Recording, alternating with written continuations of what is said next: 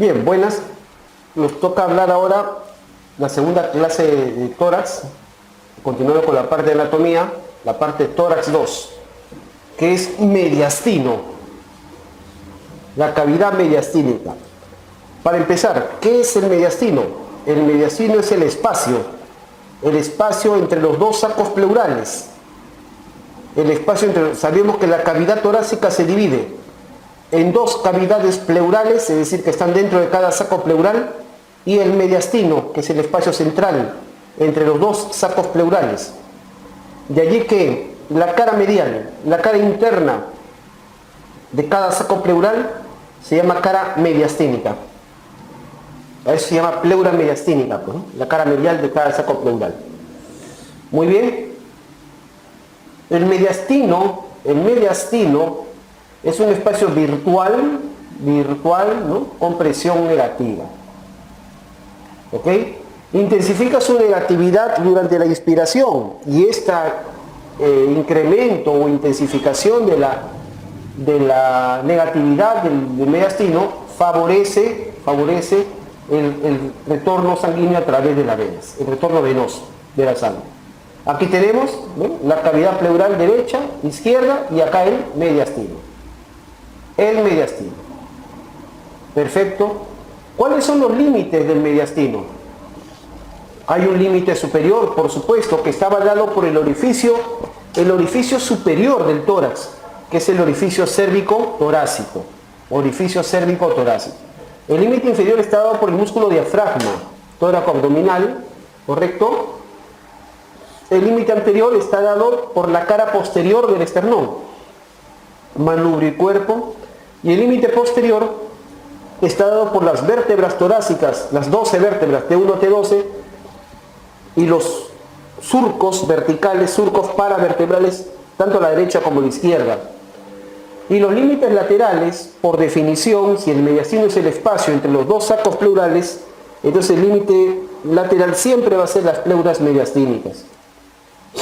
Aquí lo vemos, aquí están las pleuras mediastínicas. Simple. Una vez que tenemos los límites del mediastino, la pregunta es ¿cómo se divide?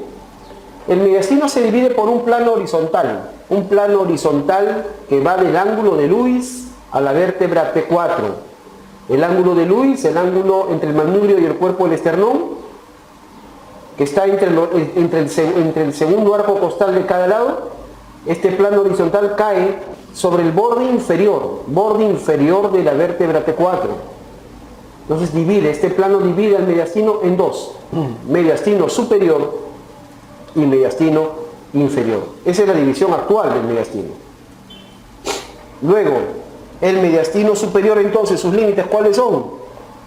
Arriba el orificio cérvico-torácico, abajo el plano que va del ángulo de Lewis a la vértebra T4. Adelante la cara posterior del manubrio del esternón, y atrás las vértebras T1 a T4 con los surcos paravertebrales respectivos. ¿Correcto? Y los límites laterales, las pleuras mediastínicas. Muy bien. El mediastino inferior, sus límites: arriba el plano que va del ángulo de Lewis a T4, adelante la cara posterior del cuerpo, solamente del cuerpo del esternón, atrás las vértebras de T5 a T12 con los respectivos surcos paravertebrales, ¿correcto? Abajo el músculo diafragma, y a los lados las pleuras mediastínicas. Esos son los límites. Muy bien. Ya tenemos mediastino superior y mediastino inferior definidos y delimitados. Ahora, el mediastino inferior se subdivide a su vez. ¿Por qué? Por la presencia del saco pericárdico.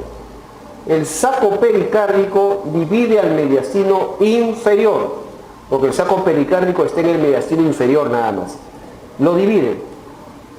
La cara anterior, la superficie anterior del pericardio fibroso y la superficie posterior del pericardio fibroso dividen al mediastino inferior en tres: mediastino anterior, mediastino medio y mediastino posterior.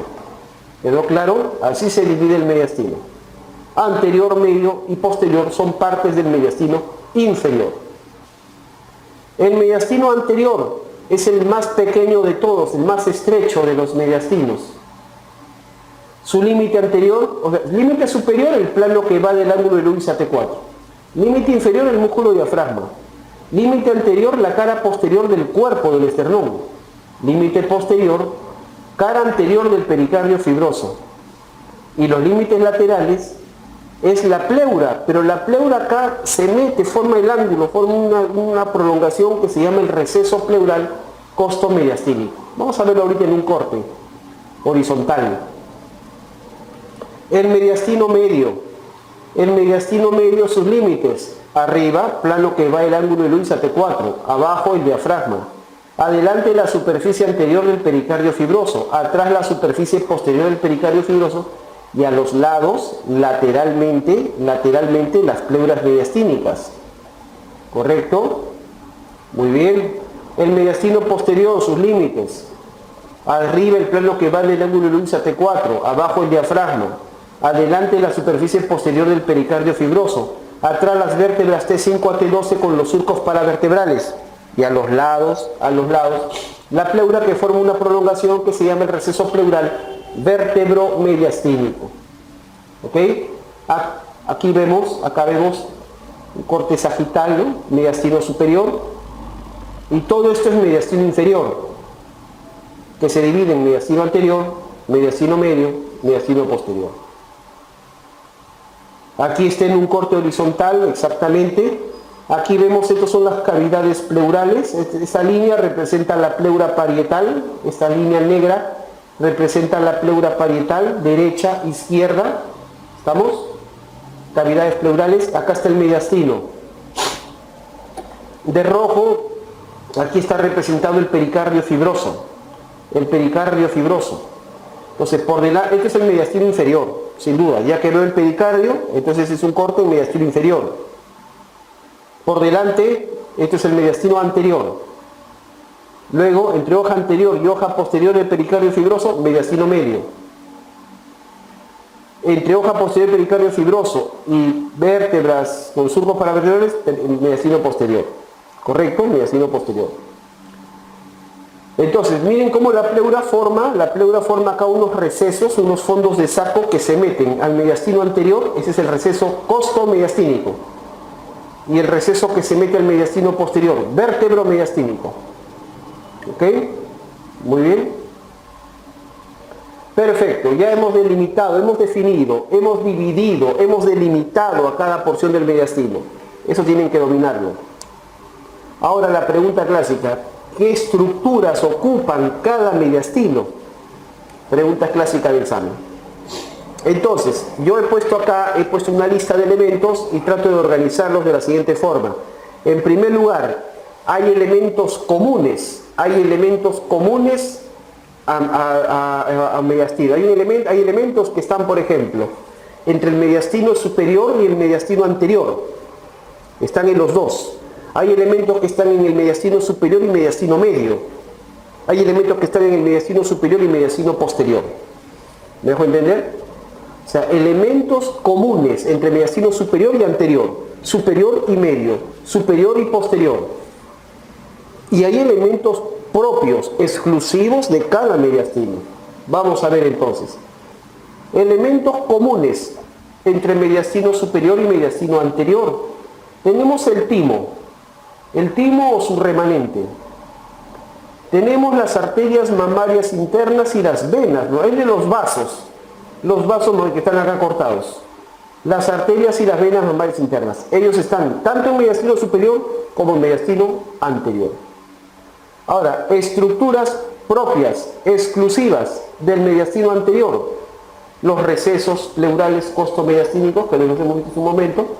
El músculo triangular del esternón, o llamado ahora transverso del tórax. Los ligamentos externo-pericárdicos. Ellos están. Y esto es importante. De estos elementos, el más importante en el mediastino anterior es el receso pleural costomediastínico. ¿Por qué? Porque el mediastino anterior es el espacio que está justo detrás del cuerpo del esternón. Recordemos cuando vimos la parte de huesos del tórax, que les dije, de que las punciones externales se hacen en la mitad superior del cuerpo del esternón. Por ejemplo, para ser aspirado de médula ósea roja.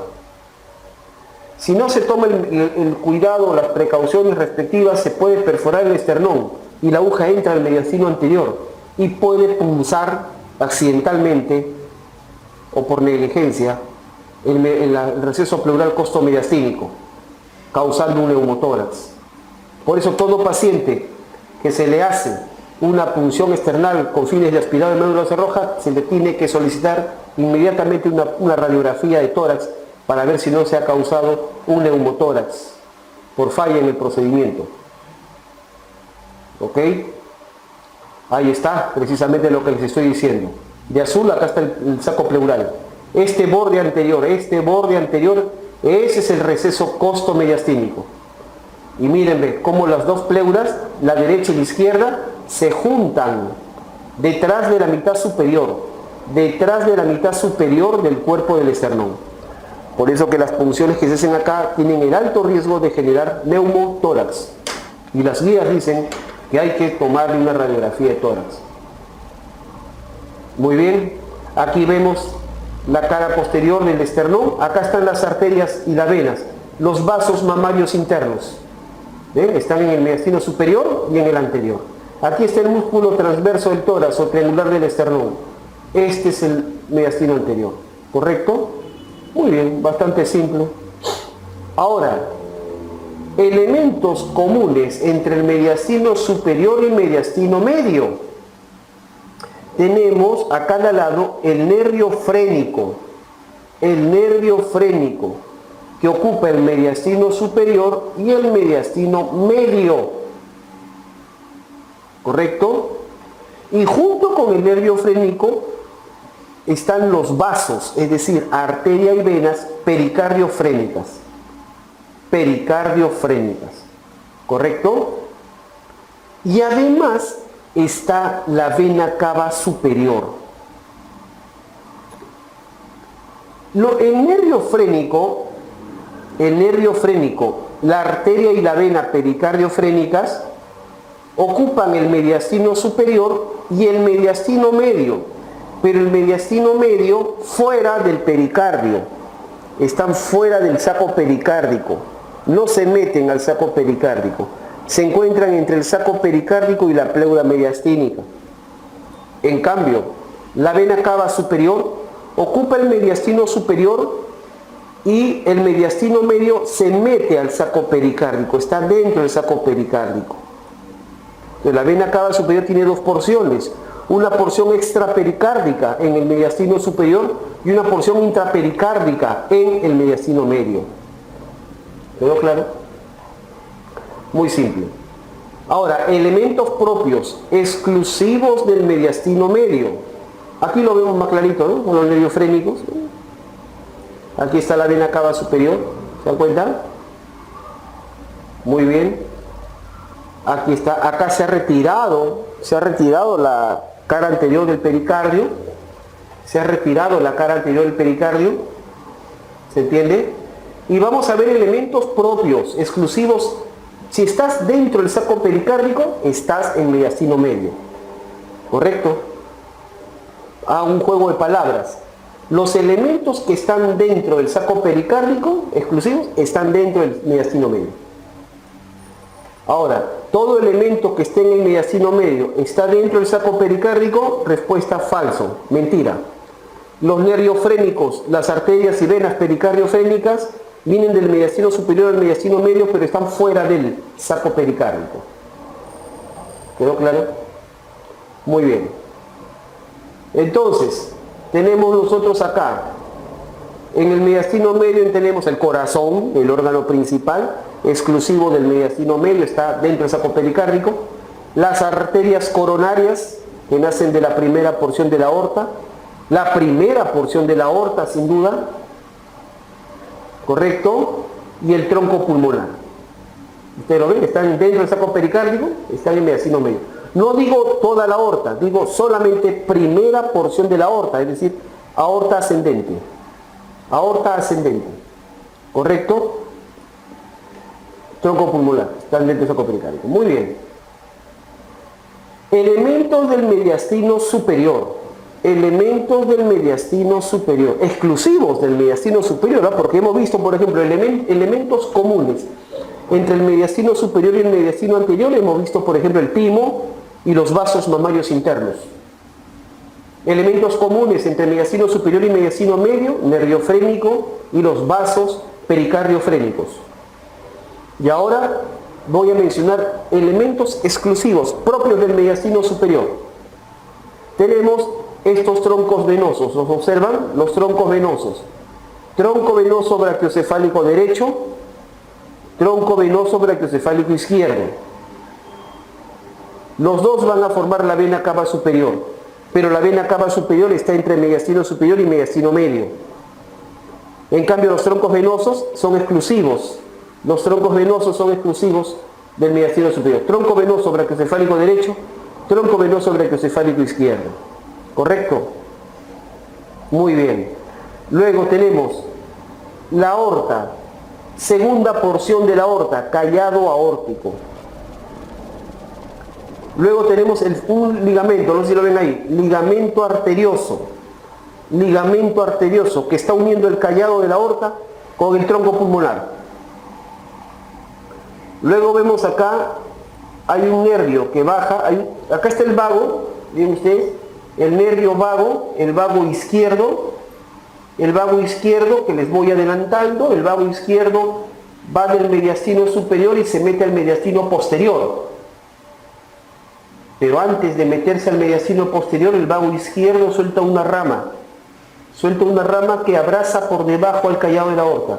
Ese es el nervio laríngeo recurrente o laríngeo inferior izquierdo. Ahí lo pueden ver con toda claridad. Como del vago, que está siguiendo hacia abajo, sale una ramita que va hacia atrás.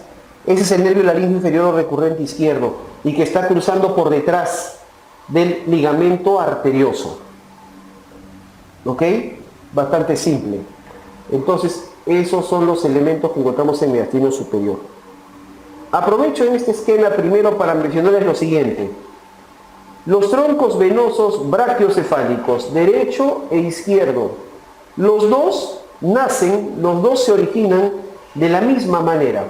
¿Cómo se originan? Se originan por la unión de la vena yugular interna con la vena subclavia. En ambos lados forman el tronco venoso brachiocefálico, derecho e izquierdo. Pero los troncos venosos brachiocefálicos no son iguales. El tronco venoso brachiocefálico derecho es más corto, más ancho y más vertical. El tronco venoso brachiocefálico izquierdo es más largo, más delgado y más horizontal. Y al unirse forman la vena cava superior. De allí que hay un principio elemental anatómico en el que la vena yugular interna derecha, el tronco venoso brachiocefálico derecho y la vena cava superior prácticamente están en la misma línea vertical. Prácticamente, no es tan exacto, pero prácticamente. De allí que preferimos colocar los cateterismos venosos centrales que hacemos vía subclavia o vía yugular interna, las preferimos colocar en el lado derecho. Vía subclavia o vía yugular interna, los preferimos en el lado derecho. Porque el catéter, la guía, va a llegar hasta el corazón, va a llegar hasta la aurícula derecha. Entonces nos es más fácil ingresar de manera descendente, vertical, ¿no? Ya que estas venas siguen el mismo trayecto. Si a alguien se le ocurre hacer un catéter venoso central, colocar una línea venosa, un CVC en el lado izquierdo, tiene el alto riesgo de perforar la vena subclavia. Si lo haces por vía subclavia o por vía yugular interna. Subclavia es más fácil, pero yugular interna, al bajar puedes perforar la vena subclavia y lesionar el saco pleural y producir un hemotórax. Y la sangre está bien ingresa. Por eso también las guías de CVC o de colocación de líneas venosas centrales nos dicen claramente de que después de este procedimiento hay que solicitar una radiografía de tórax. ¿Para qué? Para descartar que no hayas producido un hemotórax. ¿Dejo entender? Entonces, por eso hay que conocer los principios básicos anatómicos. ¿Ya? Entonces es así de simple. Muy bien. Acá está la vena cava superior. Perfecto. Luego tenemos la segunda porción de la aorta, el callado aórtico. El callado aórtico. Rodeado por debajo por el nervio laringio recurrente izquierdo. Rama del vago izquierdo. Delante del laringio recurrente izquierdo es el ligamento arterioso. El ligamento arterioso es el rezago, es el vestigio del conducto arterioso o ductus arterioso, que está presente en la etapa fetal. Un conducto que comunica el tronco pulmonar con la cara inferior del callado de la aorta. El conducto arterioso. Hay niños que nacen con la cardiopatía congénita relativamente frecuente, no es la más frecuente, pero la más frecuente es la comunicación interventricular, pero esta es una cardiopatía congénita relativamente frecuente, que es la PCA, la persistencia del conducto arterioso, o PDA, persistencia del ductus arterioso. ¿Correcto? Entonces, si es necesaria la intervención quirúrgica para corregir este defecto, el cirujano toma claramente en cuenta que hay que disecar bien el ductus arterioso y separarlo del laringio recurrente izquierdo, porque si no lo puede dañar y va a producir la parálisis de la cuerda vocal izquierda. ¿Estamos de acuerdo? Y la disfonía del niño. Perfecto, entonces así de claro y sencillo. Acá está la segunda porción de la aorta, el callado aórtico, del cual nacen tres ramas, de derecha a izquierda. Aquí lo podemos ver mejor, allá no están bien. La primera rama es el tronco arterial brachiocefálico, luego la arteria carótida común o carótida primitiva izquierda, y la tercera rama es la subclavia izquierda. Esas son las tres ramas del callado aórtico. Nótese que solo describo un tronco arterial brachiocefálico, porque habían dos troncos venosos brachiocefálicos. En cambio, el tronco arterial brachiocefálico solamente hay uno. Y este, a salir del tórax, se divide en carótida común o primitiva derecha y subclavia derecha. Por eso que la carótida primitiva derecha y subclavia derecha son más cortas que las izquierdas, ya que estas nacen directamente desde la aorta. Y además, la carótida común derecha y subclavia derecha no se describen en el mediastino superior, ya que nacen prácticamente cuando el tronco arterial brachiocefálico está saliendo del tórax.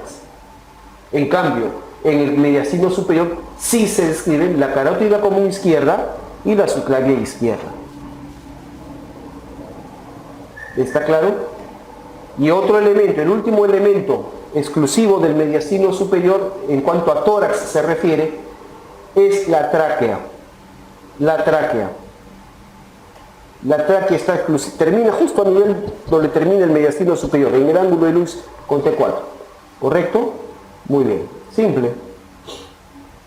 Bien, luego vemos, acá ya hemos sacado, ¿no? Se ha sacado el saco pericárdico con el corazón, y la imagen muy didáctica, muy bonita, nos muestra el mediastino superior y el mediastino posterior, ¿no? Muy bien. En el mediastino hay elementos comunes entre el mediastino superior y posterior, como cuál es el esófago. El esófago viene desde el cuello, entre el mediastino superior y posterior. Los vagos, los nervios vagos, el vago derecho, el vago izquierdo, los dos bajan del mediastino superior al posterior. No hay que olvidar que el vago izquierdo, antes de entrar al mediastino posterior, daba su ramita, que era el laringio recurrente izquierdo. Ojo, hay dos nervios laringios recurrentes o laringios inferiores, uno derecho y uno izquierdo, ¿verdad? Uno para cada cuerda vocal. Pero solamente el izquierdo es el que nace en el tórax, porque el derecho se origina en el cuello. El derecho rodea a la arteria subclavia derecha. No tiene nada que ver en el tórax. En cambio el izquierdo sí. El izquierdo sí está en el tórax, en el mediastino superior. Muy bien. La vena ácidos, que es la derecha, que es el mediastino superior y posterior. Las cadenas paravertebrales simpáticas. Acá debí ponerlo, discúlpenme, debí ponerlo en plural, ¿no? Cadenas paravertebrales simpáticas, por favor corrijan eso, ¿ya? Porque son dos, una derecha y una izquierda. Y el conducto torácico, que sí es uno solo, que aquí lo ven al fondo, entre el esófago y la vena ácido, de verde. Esos son elementos comunes entre el mediastino superior y posterior. Y elementos exclusivos del mediastino posterior, la aorta descendente, la tercera porción de la aorta. La aorta fue pregunta del examen de residentado médico del año pasado. ¿Cuál de las siguientes estructuras ocupa el mediastino posterior? La respuesta era la aorta descendente, ¿correcto? La aorta descendente. Luego la vena de miácigos, que es la ácidos izquierda, y los nervios espláncnicos, que son 3 pares, 2 espláncnicos mayores, 2 espláncnicos menores, 2 espláncnicos inferiores. ¿Quedó claro?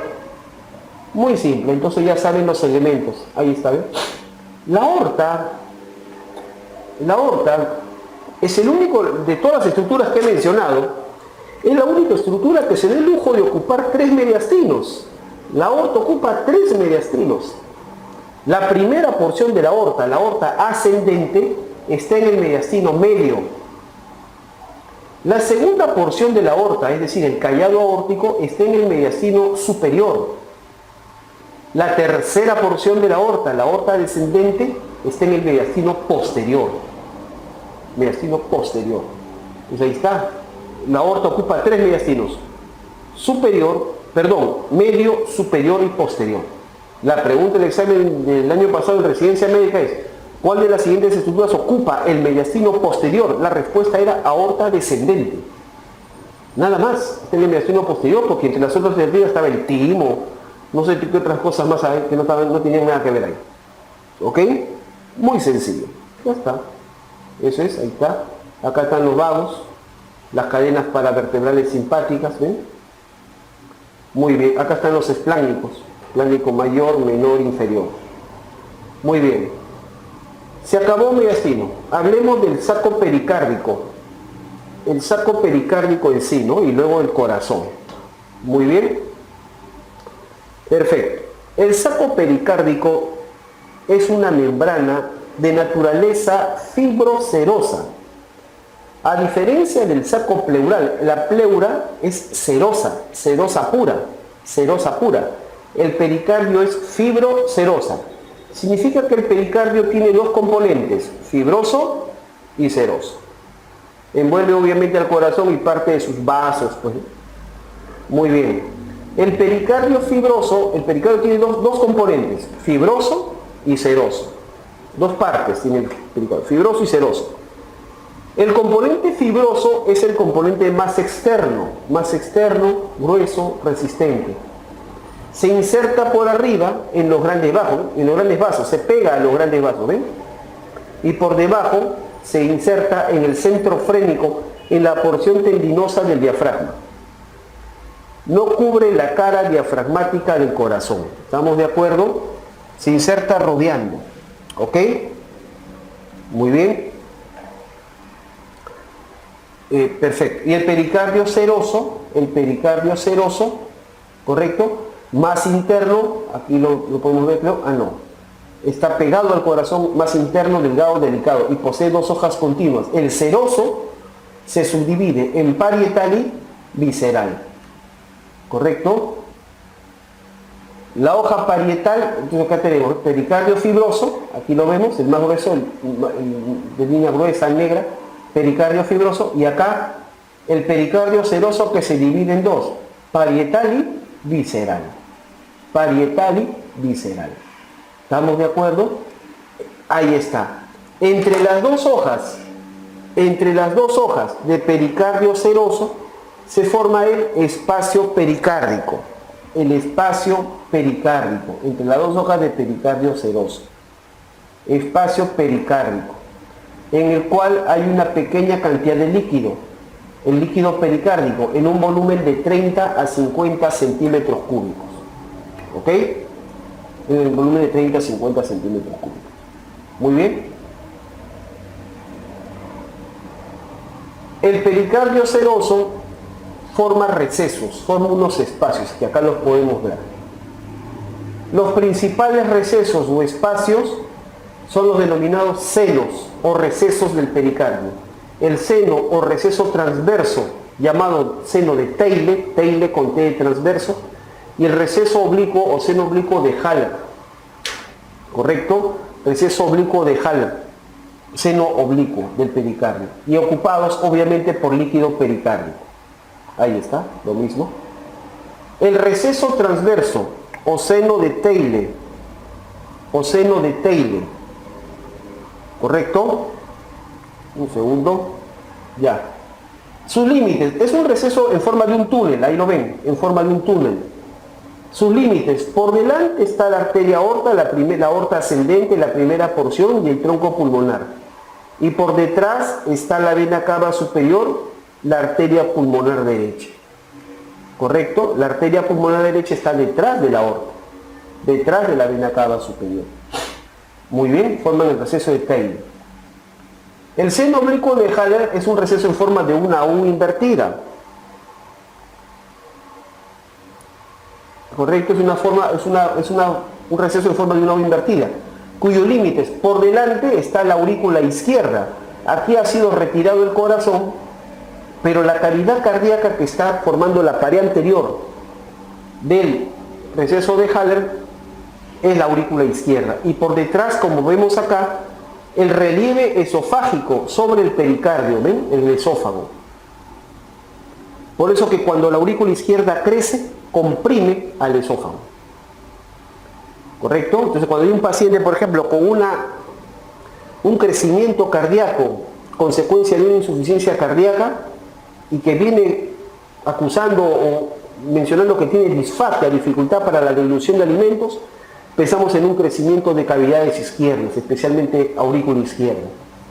A la derecha están las venas pulmonares derechas y la vena cava inferior, y a la izquierda las venas pulmonares izquierdas y la vena pulmonar izquierda nada más, superior e inferior. Muy bien. Anomalías en el espacio pericárdico. Obviamente el espacio pericárdico contiene normalmente una pequeña cantidad de líquido pericárdico, hemos dicho de 30 a 50 mililitros, pero a veces puede ser ocupado por otras sustancias y eso es patológico. Derrame pericárdico de tipo trasudado, cuando es líquido estéril, no infeccioso, ¿no? También producto de una insuficiencia cardíaca, por ejemplo, ¿no? De tipo exudado, piopericardio, cuando es infeccioso, por ejemplo, de una pericarditis, ¿correcto? Hemorrágico, hemopericardio, por ejemplo, secundario a un infarto transmural, o por ejemplo, por arma blanca cuando se lesiona el pericardio, ¿correcto? Neumopericardio rarísimo, que se infiltre de aire, ¿eh? Rarísimo, cuando pasa de repente una invasión de la parte pleural, ¿no? Muy bien. Cuando hay ocupación de sustancias extrañas en el espacio pericárdico, el procedimiento es realizar la pericardiocentesis, que en griego viene perforación del pericardio, ¿no? Punción llamada también punción pericárdica, ¿no? Es una punción del tórax para evacuar por aspiración el líquido acumulado en el espacio pericárdico. Se realiza con fines terapéuticos y diagnósticos. Y tenemos dos vías de acceso. ¿Cuáles son las dos vías de acceso para punzar el pericardio? Tenemos la vía subsifoidea y la vía paraesternal izquierda. Subsifoidea, es decir, entre la apófisis sifoides y el reborde subcostal izquierdo, acá en este ángulo, en el ángulo formado por la sifoides y el reborde subcostal izquierdo. Esa es la vía subsifoidea, más fácil de acceder. Y la paraesternal izquierda a nivel del quinto espacio intercostal izquierdo junto al esternón. Ahí está, ahí tenemos por ejemplo una paracentesis por vía subsifoidea en emergencia. Ahí tenemos un ejemplo que es un taponamiento cardíaco. Cuando hay acumulación de mucho líquido en el espacio pericárdico que no permite que el corazón lata y se tenga un buen llenado, una buena precarga y luego un buen volumen de eyección causando insuficiencia en el gasto cardíaco, entonces es necesario hacer una pericardiocentesis vía subsifoidea, ¿no? Y acá tenemos, es una emergencia evidentemente, y este es un paciente hospitalizado, ¿no? Es un hemopericardio, claramente se nota un hemopericardio, ¿no? O un derrame pericárdico tipo sanguíneo, ¿no? Se hace, en este caso estamos viendo un paciente hospitalizado, más estable, una pericardiocentesis vía paraesternal, a nivel del quinto espacio intercostal izquierdo pegado al esternón. Simple, elemental. Bien, ¿cómo está inervado el pericardio? El pericardio El fibroso y el seroso parietal tienen inervación somática, es decir, son sensibles al dolor. Están inervados por los nervios frénicos. Y el pericardio seroso visceral, que está pegado al corazón, tiene inervación autónoma por los plexos que rodean al mismo corazón. ¿Ok? Sí. La irrigación arterial. El pericardio fibroso y seroso parietal están irrigados. Su principal fuente de irrigación viene de las arterias mamarias internas, 80%. Y el otro 20% de la aorta descendente, tercera porción. Mientras que el pericardio seroso visceral está irrigado por las arterias coronarias. Muy bien. ¿Cómo se proyecta el pericardio hacia la pared anterior del tórax? 4 puntos. Un primer punto en el borde superior del segundo cartílago costal a 1 centímetro del borde del esternón, cartílago costal derecho. El otro punto en el primer espacio intercostal izquierdo a 1 o 2 centímetros del borde del esternón. El tercer punto a nivel de la articulación condroesternal derecha. Y el cuarto punto en el quinto espacio intercostal izquierdo a 8 o 9 centímetros del borde del esternón. Uno de esos 4 puntos por líneas curvas y así se forma el saco pericardio. Así se proyecta. Es importante cuando hay, por ejemplo, heridas punzopenetrantes, por ejemplo, por arma blanca, para poder distinguir si hay compresión o hay afectación de este saco. ¿Ok? Y hacia atrás el saco pericárdico se proyecta a nivel de las vértebras T5 a T8.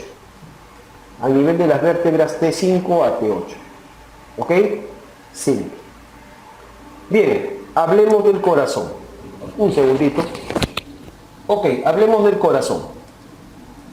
El corazón es una víscera músculo-membranosa, localizada en el mediastino medio. Tiene forma de un cono, no sé si lo ven, un cono. El vértice está acá, el vértice se dirige, vértice punta o ápex, está dirigido hacia la izquierda, hacia abajo y hacia adelante. Y la base, bueno, la base anatómica, porque hay una base fisiológica muy importante, la base anatómica está dirigida pues opuesta al vértice, ¿no? Es decir, hacia arriba, hacia la derecha y hacia atrás. ¿Correcto? El ápex, el vértice del corazón, choca con la pared torácica a nivel del quinto espacio intercostal a 8 o 9 centímetros del borde del esternón. Es ahí donde uno percibe el choque de punta. ¿Cómo se explora el choque de punta del corazón? Con la mano.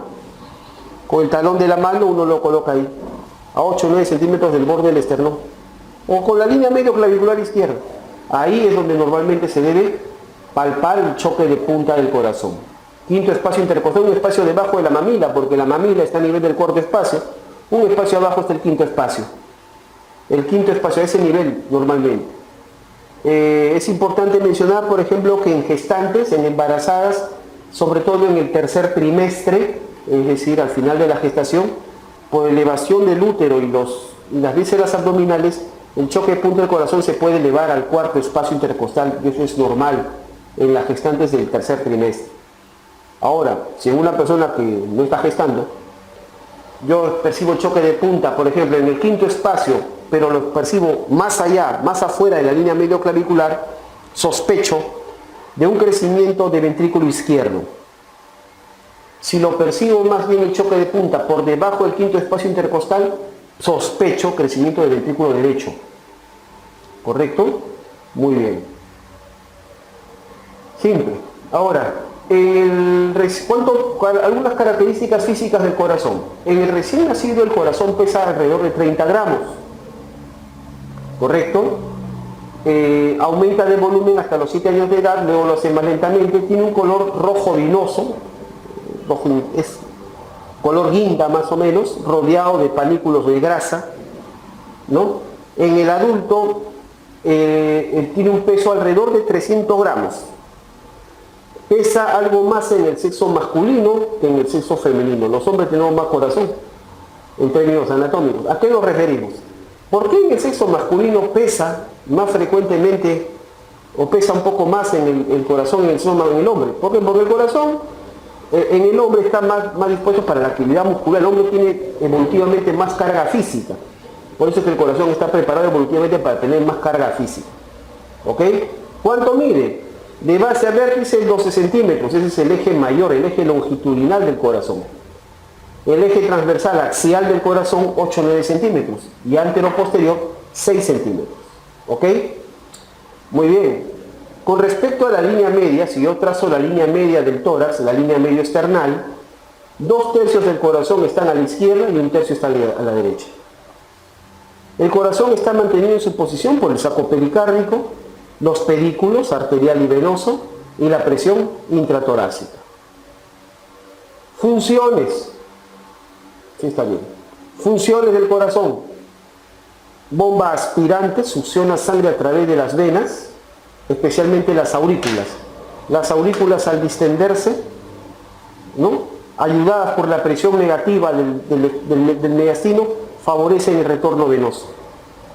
¿Correcto? El llenado de aurículas. El llenado de aurículas, digamos que el retorno venoso es la principal, vamos a decirlo así, el retorno venoso va a asegurar lo que llamamos en cardiología una buena precarga, es decir, un buen volumen de sangre que luego va a llenar el ventrículo. El gasto cardíaco depende en muy buena forma del volumen de retorno venoso. ¿Estamos claros? Muy bien. La sangre regresa a través de la vena cava superior, de la vena cava inferior y del seno venoso coronario, regresan a la aurícula derecha.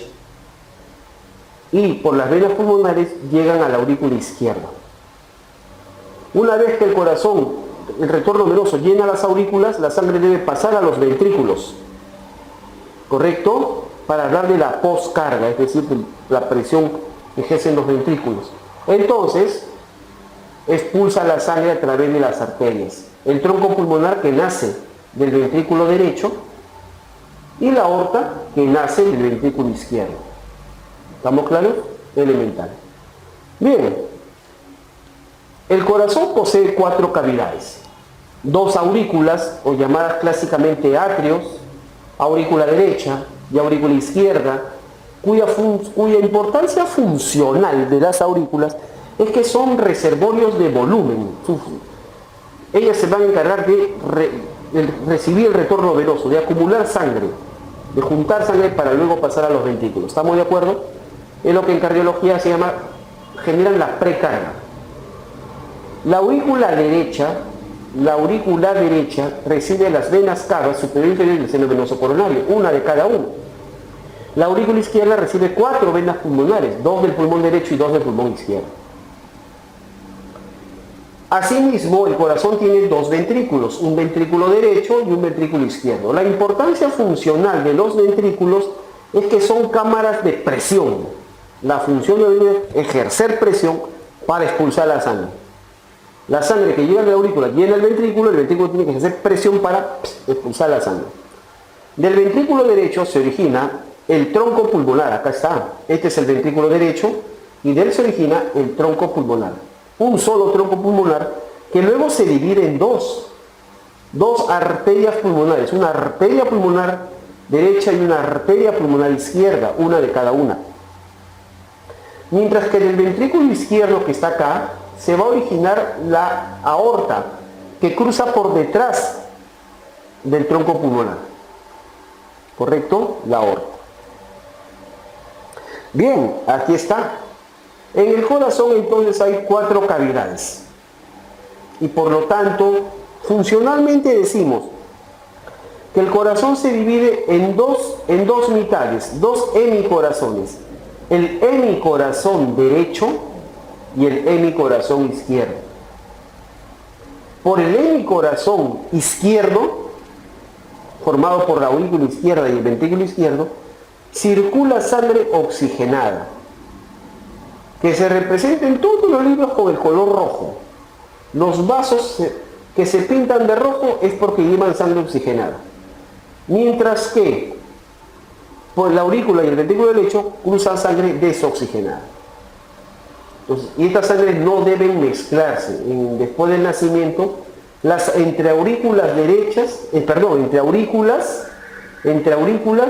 izquierda debe haber un tabique, una pared que separe, tabique o septum interauricular, una pared que separe las 2 aurículas. Y de la misma manera, entre los 2 ventrículos derecho e izquierdo debe haber un tabique un septum interventricular. Por lo tanto, no debe haber mezcla de sangres entre las cavidades derechas y las cavidades izquierdas. Por las cavidades derechas viaja sangre desoxigenada y por las cavidades izquierdas viaja sangre oxigenada. ¿Quedó claro? Bien, ahí está. Funcionalmente o evolutivamente, el sistema de circulación, es decir, después del nacimiento la sangre circula por un sistema cerrado, doble y completo.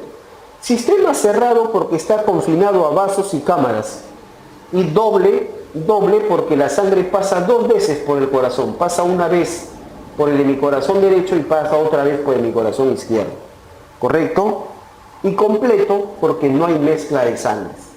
¿Correcto? Simple. Dicho sistema está constituido por dos circuitos conectados en serie.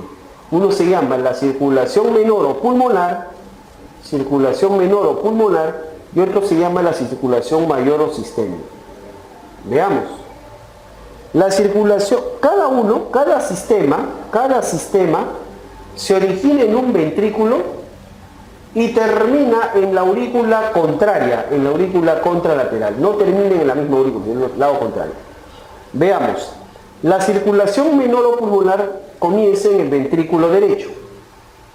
Sale por el tronco pulmonar a las arterias pulmonares, entra al pulmón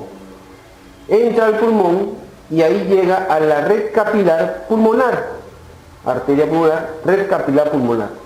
Y del pulmón la sangre, una vez ya oxigenada, regresa por las venas pulmonares a la aurícula izquierda. Y así se cierra este circuito. La circulación menor o pulmonar. Esa es la secuencia. Ventrículo derecho, tronco pulmonar, arterias pulmonares, red capilar pulmonar, venas pulmonares, aurícula izquierda. Esa es la circulación menor o pulmonar. ¿Correcto? ¿Qué función? ¿Cuál es su principal función? Mantener la homeostasis, es decir, el intercambio, la reoxigenación sanguínea que ocurre a nivel del alveolo y el capilar sanguíneo. El otro circuito, la circulación mayor o sistémica. Algunos llaman circulación general también. Mayor, general, sistémica. Comienza en el ventrículo izquierdo, sigue por la arteria aorta. Por la aorta se dividen todas las arterias que van a los diferentes órganos del cuerpo y llega a la red capilar sistémica. Regresa por las venas cavas superior e inferior y termina en la aurícula derecha. Esa es la secuencia de la circulación mayor. Ventrículo izquierdo, arteria aorta, red capilar sistémica, venas cavas superior e inferior, aurícula derecha. Función, mantener la oxigenación de todos los órganos y tejidos. ¿Estamos de acuerdo? Estos dos circuitos, como ustedes se pueden dar cuenta, están conectados uno a continuación del otro. Por ejemplo, la circulación menor comenzaba en el ventrículo derecho, terminaba en la aurícula izquierda, y de la aurícula izquierda la sangre pasa al ventrículo izquierdo y comienza la circulación mayor. La circulación mayor termina en la aurícula derecha, esta sangre pasa al ventrículo derecho y comienza la circulación menor. Son dos circuitos conectados en serie, uno a continuación del otro. Muy bien, hablemos de la morfología externa, cómo se ve el corazón por fuera. Bien, en el corazón describimos por fuera 6 caras. La cara anterior se llama esternocostal porque está en relación con el esternón y los cartílagos costales. Cara anterior, esternocostal. Luego cara izquierda, que es la que deja una fuerte impresión en el pulmón izquierdo, ¿correcto? Se llama cara pulmonar. La cara inferior o diafragmática. Cara derecha, que le llaman quirúrgica. La cara cara posterior o esofágica y la cara superior o pedicular. ¿Ok? Muy bien, la cara anterior o esternocostal, en la cual predomina el ventrículo derecho. En la cara anterior o esternocostal está formada principalmente por el ventrículo derecho. Se observa también el ventrículo izquierdo a este lado, hacia la izquierda el ventrículo izquierdo, y hacia la derecha se ve la aurícula derecha. Esto es parte de la aurícula derecha. Surcos. Tenemos el surco que está entre los dos ventrículos, surco interventricular anterior. Y este surco que está entre la aurícula y el ventrículo. aurículo ventricular derecho y acá se ve el aurículo ventricular izquierdo. Los surcos aurículo ventricular derecho e izquierdo están separados entre sí por el tronco pulmonar. ¿Ok? Por el tronco pulmonar. Muy bien. Perfecto. La cara izquierda o pulmonar es la más convexa, la más redondeada. Termina abajo en la punta del corazón. Formada principalmente por el ventrículo izquierdo y también se ve muy pequeña la aurícula izquierda. Surcos, el surco aurículo ventricular izquierdo. ¿Ok? Muy bien. La cara inferior o cara diafragmática formada principalmente por el ventrículo izquierdo. Entonces no se olviden. La cara anterior está formada principalmente por el ventrículo derecho, la cara izquierda por el ventrículo izquierdo y la cara inferior también por el ventrículo izquierdo. Se observa también en esta cara inferior, el ventrículo derecho, por supuesto, se observa la aurícula derecha y la desembocadura de la vena cava inferior.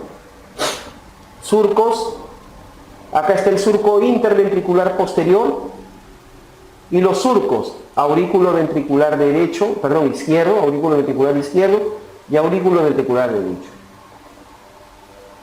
Y acá hay un detalle muy interesante. Acá estos tres surcos se juntan. El surco aurículo ventricular izquierdo, aurículo ventricular derecho y surco interventricular posterior se juntan. Y a esa zona de intersección se le llama así: la cruz cordis. La cruz cordis. Cruz del corazón o cruz de Haas. ¿Correcto? Donde se cruzan estos tres surcos. A este nivel, su importancia radica en que a ese nivel la arteria del nodo aurículo ventricular, que es parte del sistema eléctrico del corazón, la arteria que lo irriga, ingresa al septum, al tabique, que está entre las dos aurículas. Y es ahí donde está el nodo aurículo ventricular. Muy bien. La cara derecha o cara quirúrgica, llamada así porque en esta cara, en la parte posterior, está el nódulo sinusal, el marcapaso cardíaco, formada principalmente por la aurícula derecha. Se observa también la vena cava superior, simple. La cara posterior o cara esofágica, convexa, formada principalmente por la aurícula izquierda. Se relaciona con el esófago. La cavidad cardíaca que se relaciona con la aurícula izquierda es el esófago. Se observa también la desembocadura de las venas pulmonares, aquí las vemos, las dos izquierdas, las dos derechas. Se observa también la aurícula derecha, ¿no? Y los surcos. ¿Qué surco vemos? El surco interauricular posterior, interauricular posterior. Muy bien. La cara superior o cara pedicular, plana. La cara superior es plana. Y ahí se observa el pedículo, formado por las arterias, tronco pulmonar, a primera porción de la aorta, aorta ascendente, y las venas, vena cava superior y atrás las venas pulmonares. Aquí podemos notar, miren, ¿ve? El tronco pulmonar es el vaso que se localiza más anterior y a la izquierda. La primera porción de la aorta ascendente, está a la derecha y por detrás del tronco pulmonar. La vena cava superior está a la derecha y por detrás de la primera porción de la aorta. Es como una escalera. Tengo el tronco pulmonar que es el más anterior y a la izquierda. La primera porción de la aorta está detrás y a la derecha. La vena cava superior está detrás y a la derecha de la aorta. ¿Estamos de acuerdo? Sí. El tronco pulmonar se dirige hacia atrás y pasa por debajo de la segunda porción de la aorta. Pasa por debajo del callado aórtico. Nótese que el callado aórtico pasa por encima del tronco pulmonar. Entonces el tronco pulmonar, al pasar por debajo del callado de la aorta, se divide en dos arterias pulmonares. La arteria pulmonar derecha y la arteria pulmonar izquierda nacen del tronco pulmonar por debajo del callado de la aorta. La arteria pulmonar derecha es más larga que la izquierda. Pasa por detrás de la primera porción de la aorta ascendente y por detrás de la vena cava superior. ¿Correcto? Las 4 venas pulmonares, que las vemos acá desembocando en la aurícula izquierda, desembocan por debajo de la división del tronco pulmonar. Tenemos las arterias pulmonares y debajo las venas pulmonares. ¿Veo claro? Muy bien. Ahora vemos el corazón por dentro, morfología interna del corazón. Empezamos por las aurículas. La más cargada, la más llena de datos es la aurícula derecha. La aurícula derecha, primero, su posición es derecha y anterior con respecto a la aurícula izquierda. Se describe como si fuera un cubo, es decir, tiene 6 paredes. El grosor de sus paredes de 1 a 1,5 milímetros. La presión que realiza de 0 a 6 milímetros de mercurio. Presenta en su pared lateral la orejuela derecha. En la pared lateral de la aurícula derecha presenta la orejuela derecha, la cual tiene 4 características, comparándola con la orejuela de la aurícula izquierda. La orejuela derecha es grande, tiene forma triangular, rodea a la aorta ascendente, es decir, a la primera porción de la aorta, y además, ven ustedes, dentro de la orejuela derecha aparece esta gran cantidad de músculos, numerosos y grandes músculos llamados músculos pectíneos. Los músculos que se ubican en la pared de las aurículas, formando las orejuelas, se llaman músculos pectíneos. ¿Correcto? Muy bien. Entonces, en la aurícula derecha hemos mencionado hay 6 paredes, como un cubo. La pared superior o techo presenta la desembocadura de la vena cava superior. Nada más. La pared inferior o piso presenta la desembocadura de la vena cava inferior y la desembocadura del seno venoso coronario. En la desembocadura de la vena cava inferior es este pliegue que se llama la válvula de la vena cava inferior o válvula de Eustaquio. Y en la desembocadura del seno venoso coronario está este pliegue, válvula del seno venoso coronario o válvula de Teresio. Entonces, la válvula de Eustaquio le corresponde a la vena cava inferior, la válvula de Teresio le corresponde al seno venoso coronario. ¿Sí? La pared posterior, que acá ve el corte se ha realizado en la pared posterior y se ha extendido para acá, se ha dado la vuelta. Esta es la pared posterior de la aurícula derecha.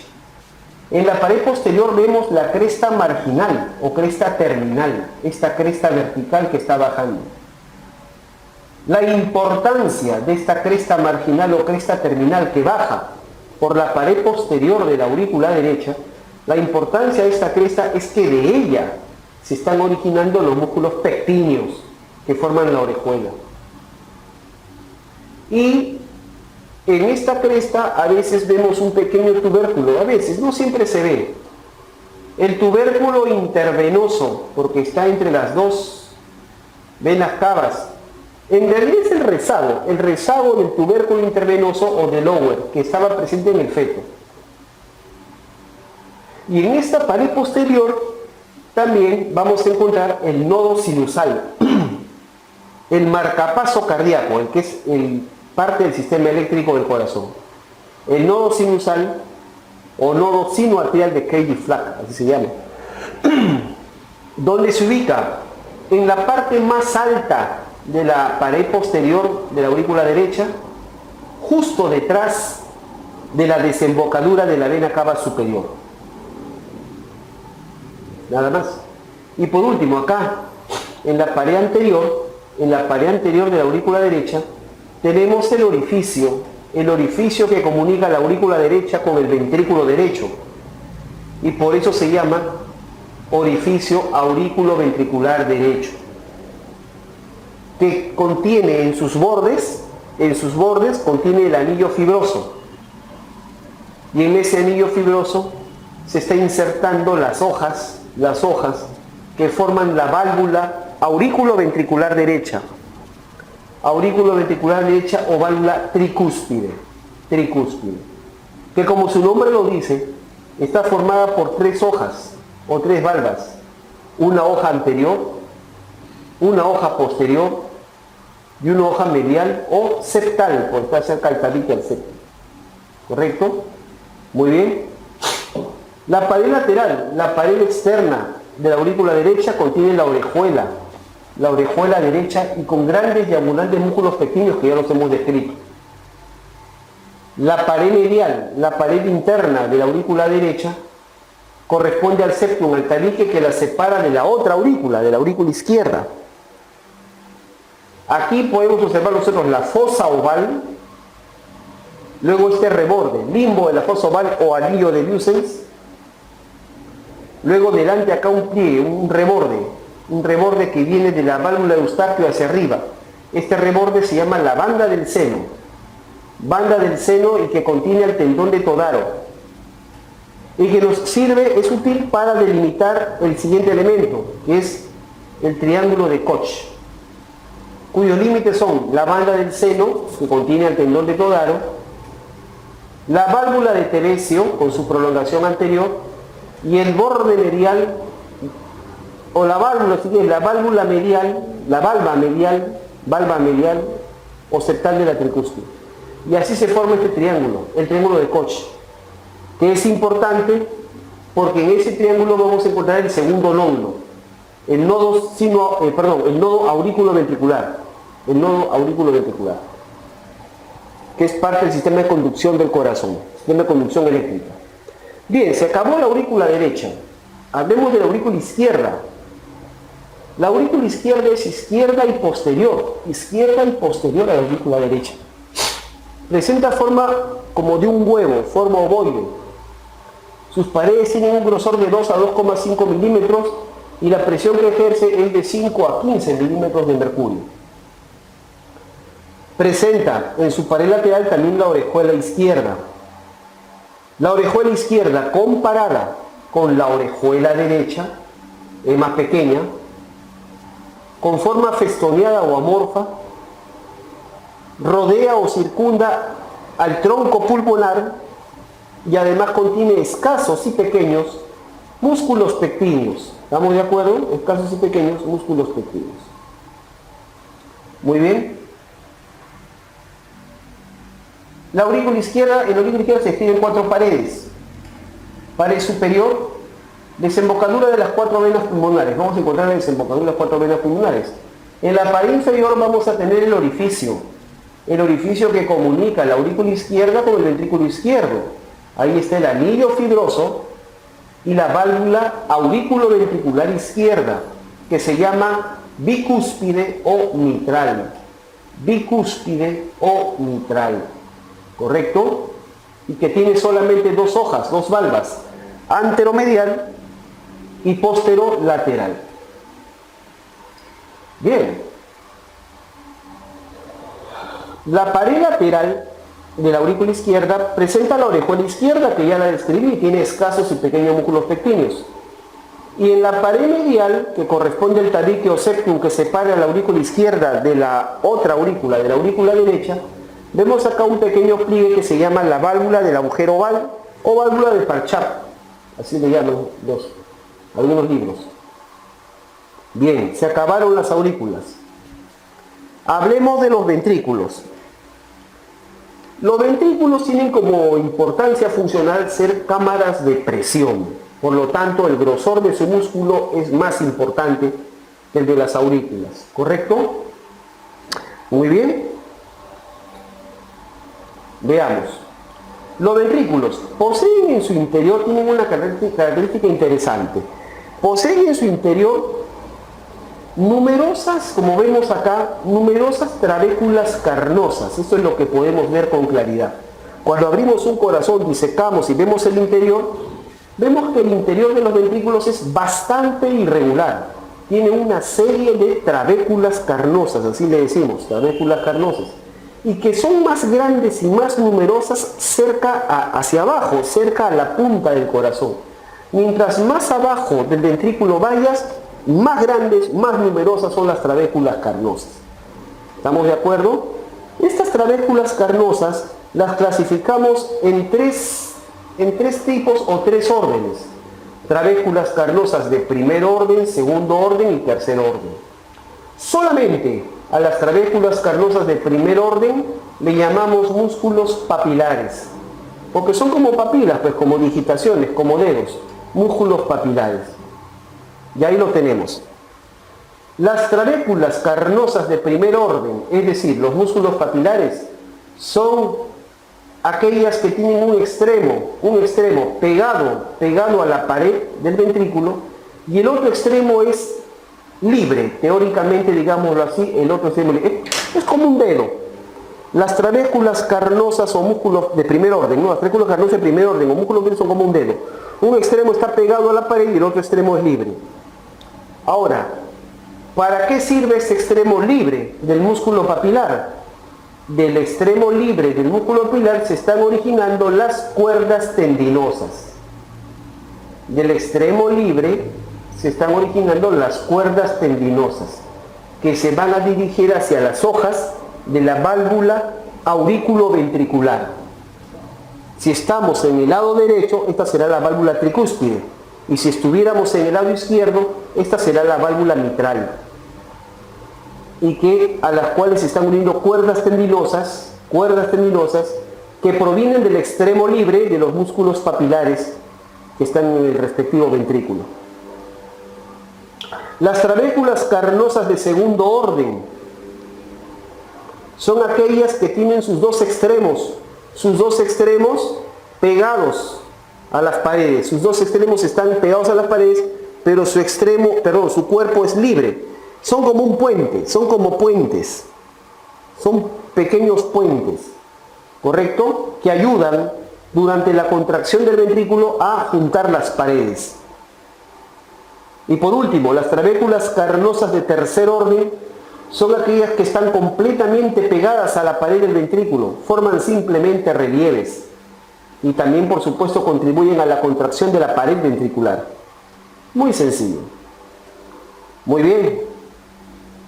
Las cuerdas tendinosas se originan siempre de los músculos papilares, es decir, de las trabéculas de primer orden. Y se dirigen y van hacia las hojas, hacia las valvas de las válvulas aurículo-ventriculares. Ahora, las cuerdas tendinosas también se clasifican en primer orden, segundo orden y tercer orden. Cuerdas tendinosas de primer orden son aquellas que se insertan en el borde libre de la valva, de la hoja de la válvula. Cuerdas tendinosas de segundo orden, aquellas que se insertan en la cara ventricular, en la cara inferior de la valva. Y las cuerdas tendinosas de tercer orden, aquellas que se insertan cerca del anillo fibroso. Sí. Ahí está, pues, ahí está escrito. Perfecto, ya lo he mencionado. Muy bien.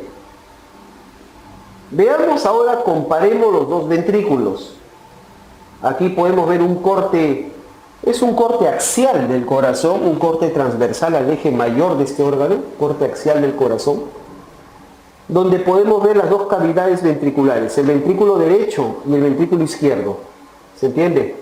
Entonces tenemos, al corte axial podemos comparar los ventrículos. El ventrículo derecho es derecho y anterior, ¿correcto? Derecho y anterior, ¿correcto? El ventrículo derecho es derecho y anterior. El izquierdo, izquierdo y posterior. El derecho y anterior, tiene forma semilunar, al corte tiene forma de una semiluna o forma triangular. Aquí está el tabique, el septum interventricular, que desde el lado derecho es convexo. El grosor de las paredes del ventrículo derecho normalmente no pasan los 5 milímetros. ¿Estamos de acuerdo? 3 a 5 milímetros. ¿Correcto? Del ventrículo derecho se origina el tronco pulmonar. Contiene sangre desoxigenada. La presión que realiza el ventrículo derecho, la presión máxima, que es la sístole del ventrículo derecho, la presión del ventrículo derecho es de 25 hasta 30 milímetros de mercurio.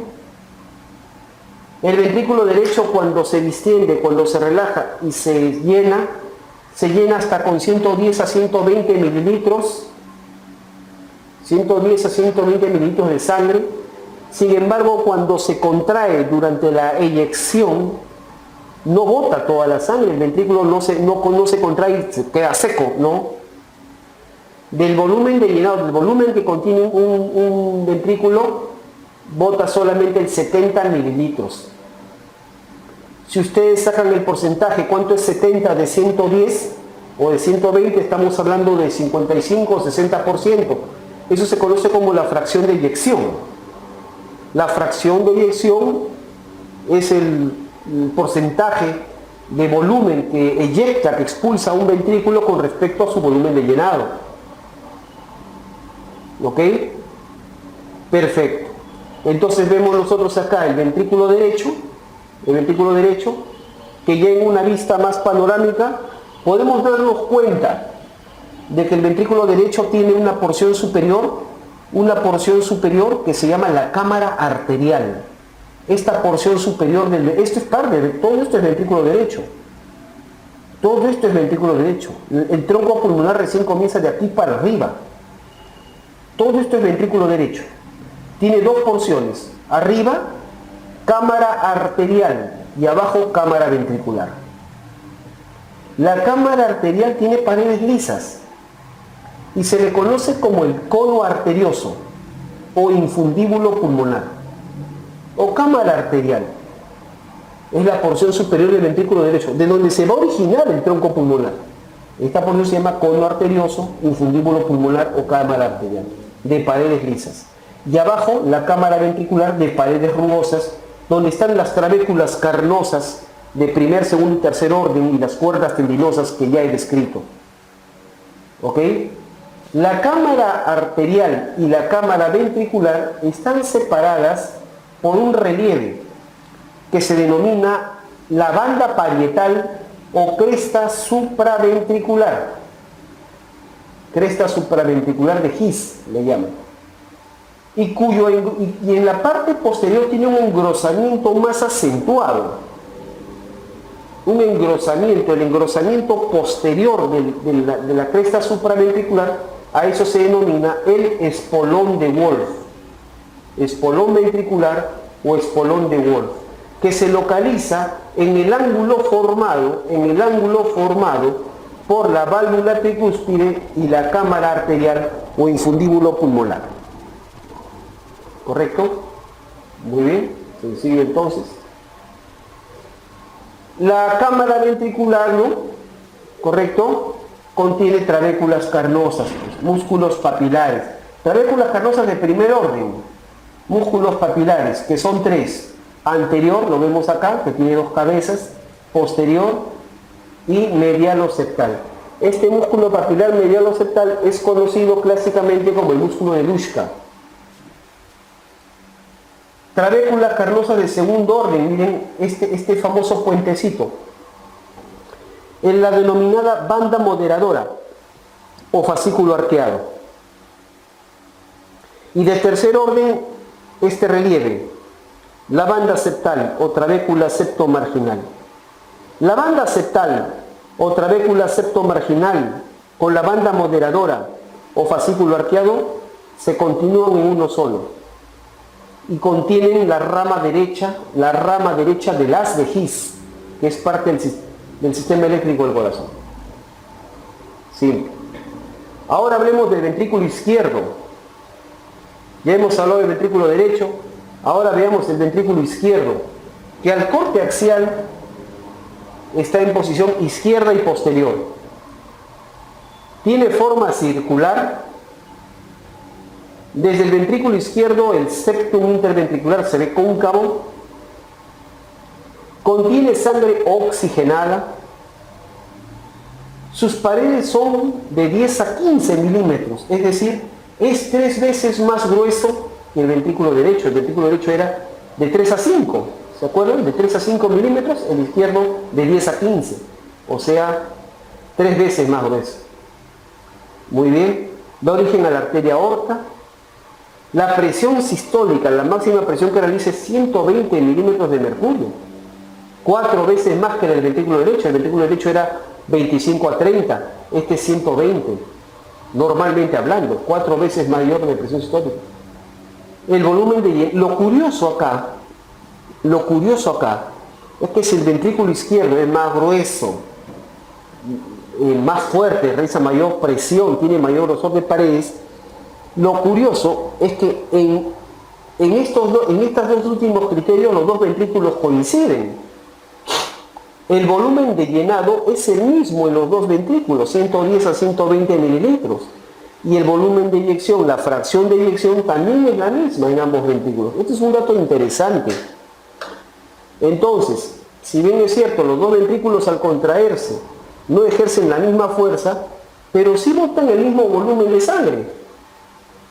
Es como poner a dos personas, una con un fortachón musculoso y al otro flaquito, delgadito, enclenque, ¿no? Pero a los dos les doy un balde con el mismo volumen de agua.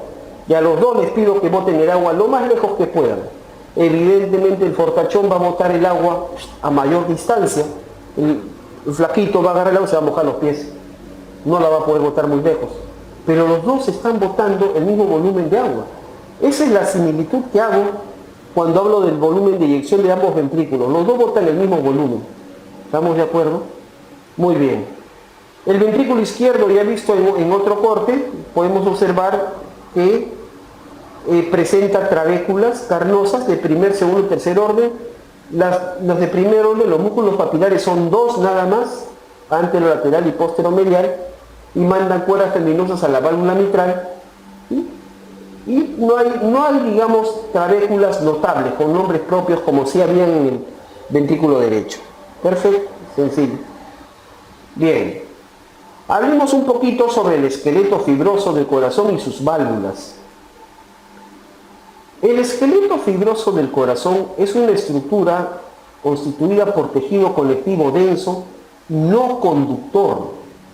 Desde el punto de vista fisiológico, desde el punto de vista eléctrico del corazón, esto constituye un aislante en la conducción del impulso nervioso.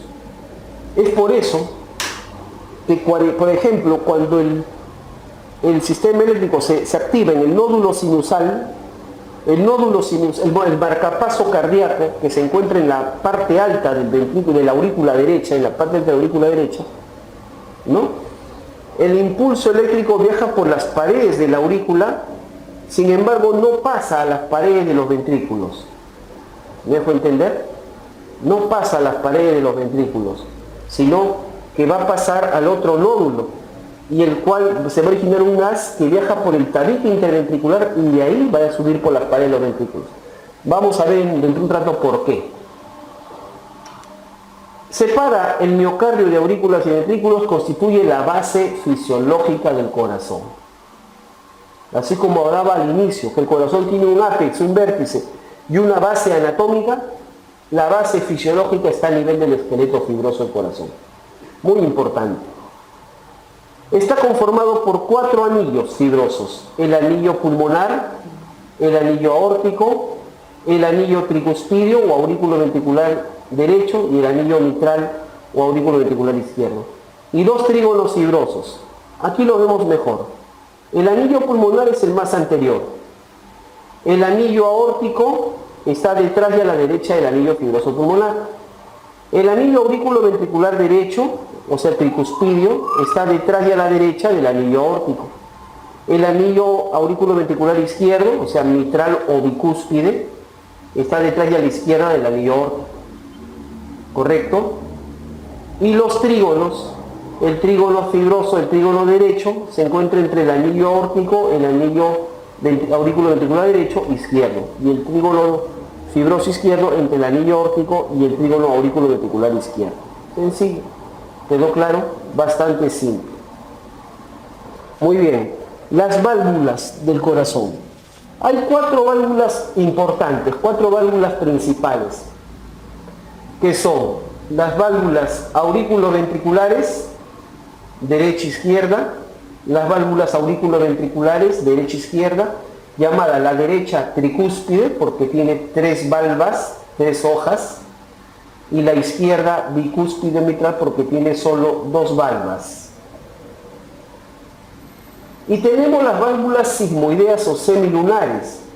La válvula sismoidea pulmonar, que tiene 3 valvas, y la válvula sismoidea aórtica, que también tiene 3 valvas. O sea, de estas 4 válvulas, 3 tienen 3 valvas y una sola, la mitral, tiene solo 2 valvas. Así de claro. Muy bien.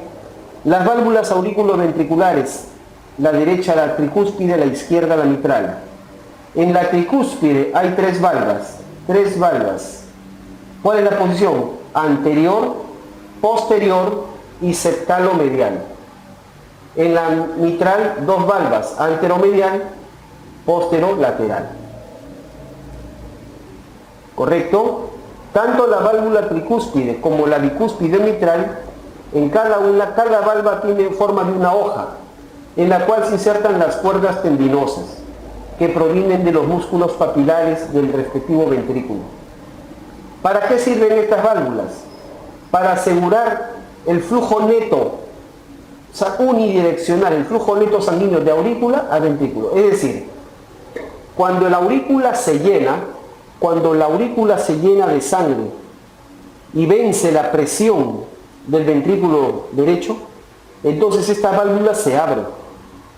Cuando la aurícula derecha se llena de sangre y vence la presión del ventrículo derecho, esta válvula se abre, permitiendo el paso de sangre de aurícula a ventrículo derecho. Cuando el ventrículo derecho se llena y empieza a contraerse y su presión supera a la de la aurícula derecha, entonces la sangre va a tratar de regresar a la aurícula derecha.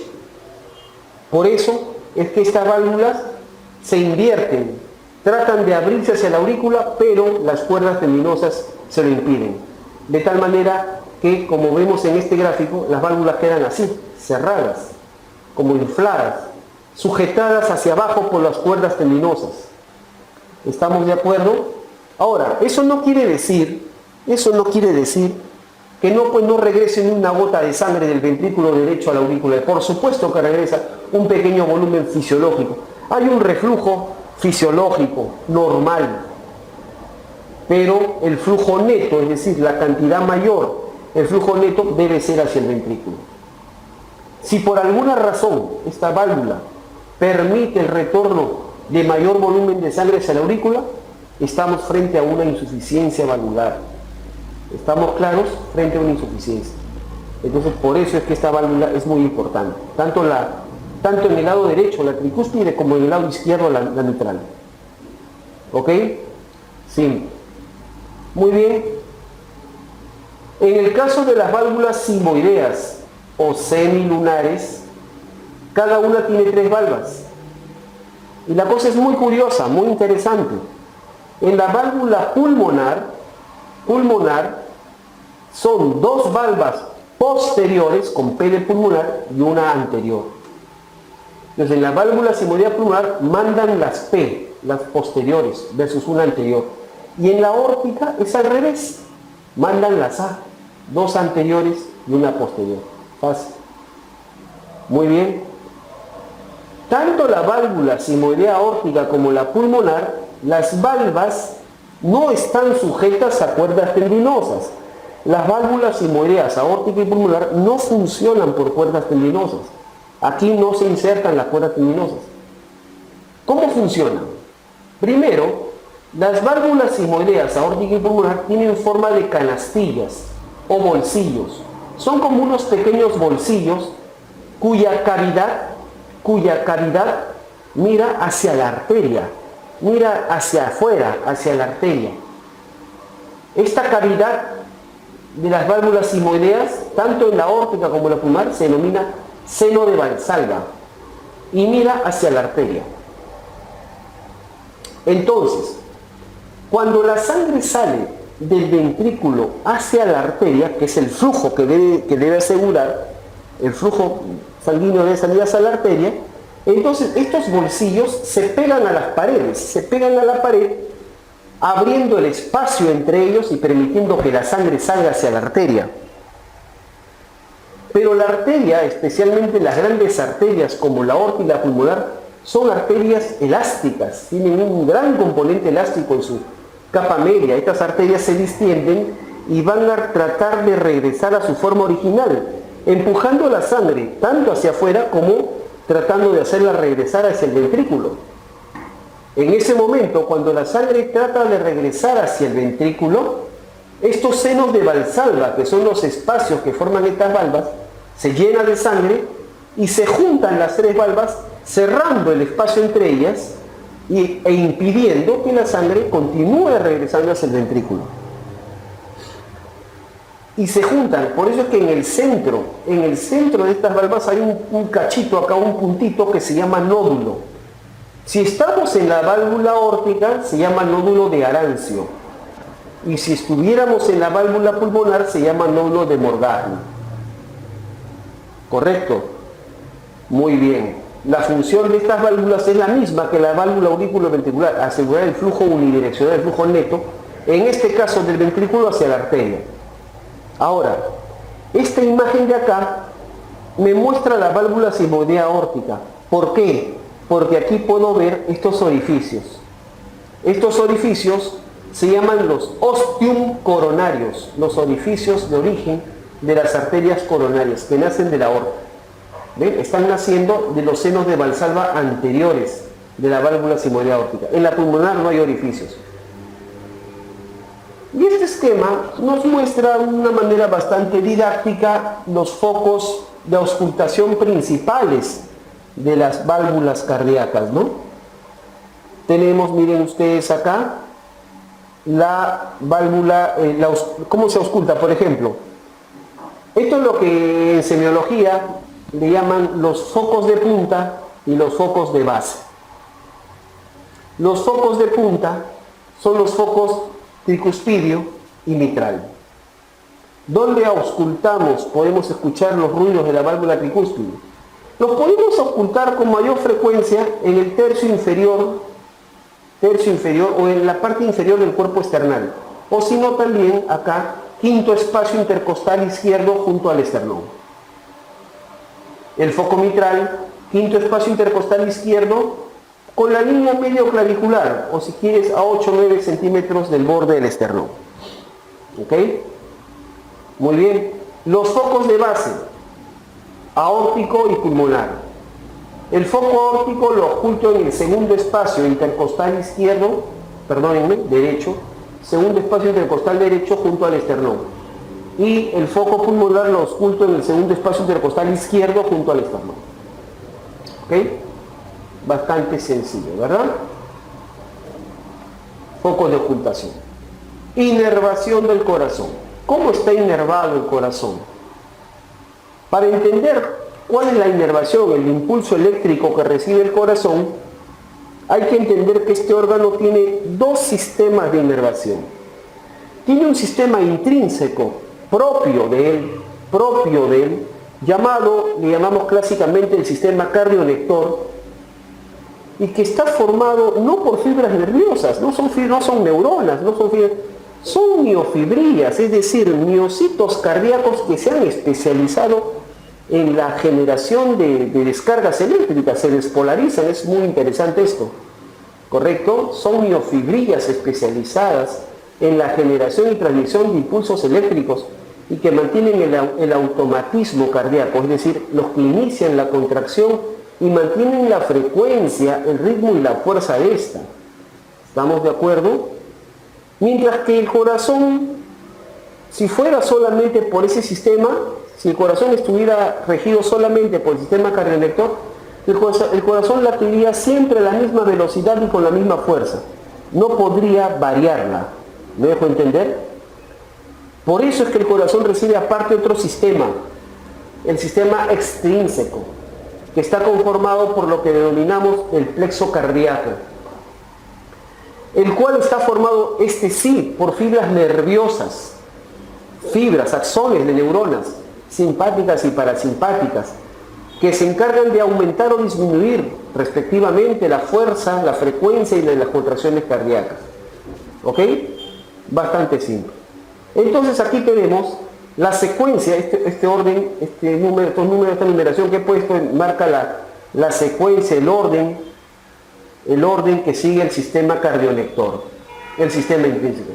que comienza en el nodo sinusal o sinoatrial de Cady-Flack. Luego pasa por 3 haces internodales al siguiente nódulo, el nodo aurículo-ventricular o de Ascoff-Tawara, así se llama. Luego va de este nodo aurículo-ventricular se origina un conjunto de fibras que forman el llamado AS, atrio aurículo-ventricular o atrio-ventricular o AS de His, que se va a dividir en una rama derecha, una rama izquierda y que finalmente va a dar las fibras de Purkinje. Ahora, explico algunos detalles importantes. El nodo sinusal o el famoso marcapaso cardíaco, nodo sinoatrial o de Cady-Flack, ¿dónde se localiza? En la aurícula derecha, detrás de la vena cava superior, en la parte más alta de la pared posterior de la aurícula derecha, detrás de la desembocadura de la vena cava superior. Este nódulo sinusal es el que marca el ritmo y la frecuencia cardíaca.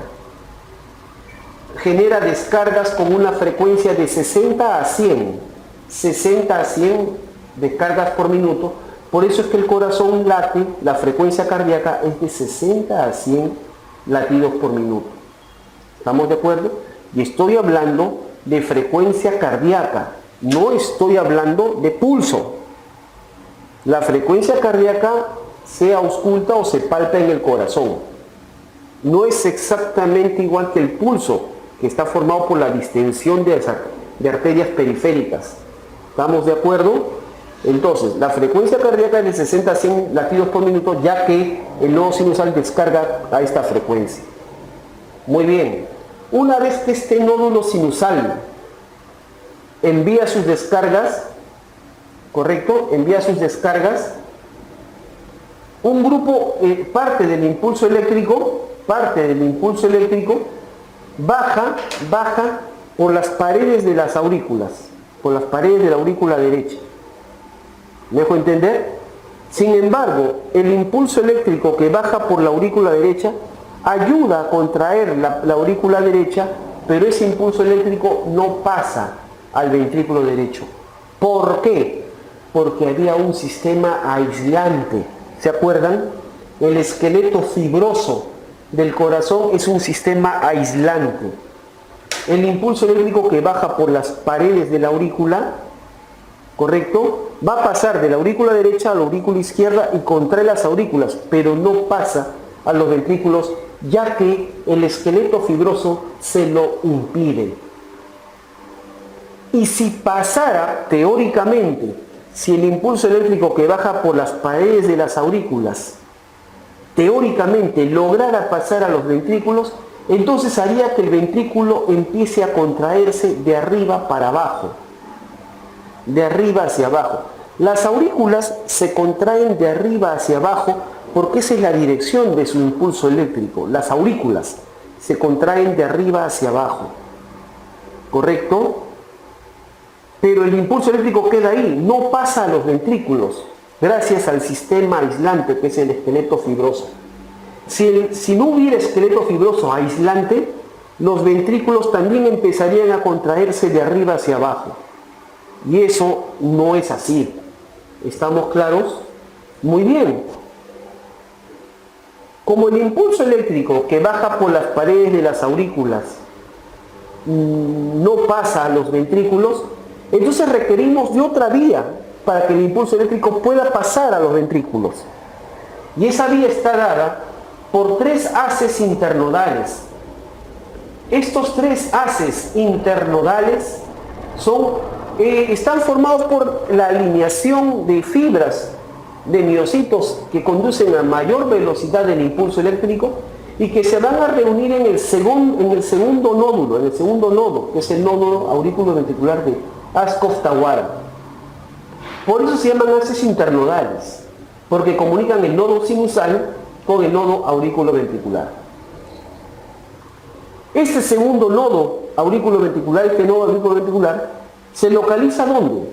Está localizado en el tabique interauricular. En el tabique interauricular en el tercio inferior de la tabique interauricular, en el triángulo de Koch. ¿Se acuerdan? Que lo veíamos desde la aurícula derecha. Ahí se localiza. Y es ahí donde se van a juntar los tres haces internodales, que tienen su nombre, ¿no? El anterior de Bachmann, el medio de Wenckebach y el posterior de Torel. No tienen mayor importancia, solo quiero que recuerden que hay tres haces que se juntan en el nodo auriculoventricular. Una vez que el nodo auriculoventricular recibe la información de estos tres haces, genera también sus propias descargas, ¿correcto? Y envía por este haz, envía un conjunto de fibras. Este conjunto de fibras se mete al tabique interventricular y por eso se llama haz auriculoventricular, porque pasa de auricular a ventrículo o haz de His. Entonces, el impulso nervioso que entra a los ventrículos no entra por las paredes, sino entra por el tabique, por el centro.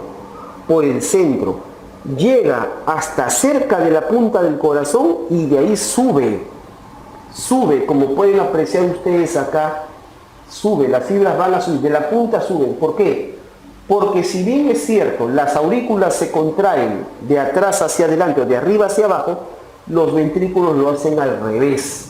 Los ventrículos se contraen de la punta hacia la base, de abajo para arriba. ¿Y por qué? ¿Por qué la contracción ventricular es de la punta hacia la base? Porque las arterias salen de arriba. Las arterias se originan arriba, entonces necesito que el ventrículo se contraiga de abajo para arriba para que expulse la sangre hacia arriba. Por eso es así. ¿Me dejo entender? Por eso es que si el impulso nervioso llegara por las paredes, el ventrículo se contrae hacia abajo, serían muy ineficientes los ventrículos. ¿Correcto? Y así es. Eso es entonces la explicación de esta formación del sistema cardionector. ¿Ok? Muy bien, ahí está. Lo mismo, visto desde el lado derecho y visto desde el lado izquierdo. Y el sistema extrínseco, no propio del corazón, denominado el plexo cardíaco, está formado por fibras nerviosas simpáticas que vienen de los ganglios de los troncos o cadenas simpáticas y fibras parasimpáticas que vienen a nivel de las ramas cervicales de los nervios vagos. ¿Correcto? Muy bien.